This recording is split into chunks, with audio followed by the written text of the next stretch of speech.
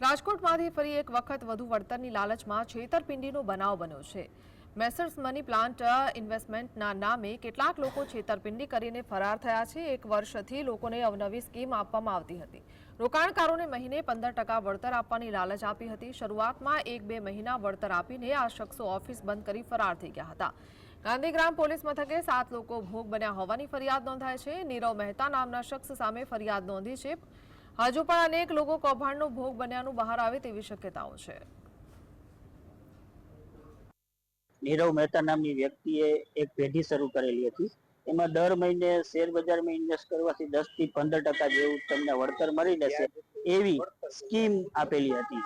એ સ્કીમમાં લોભામણી લાલચ જેવું હતું। એમાં જે ઇન્વેસ્ટ કરે એની રકમ એને 1 કે 2 મહિના સુધી વળતર પેટે ચૂકવેલી છે અને ત્યાર પછી એ પેઢી એની બંધ કરીને જતા રહેલ છે।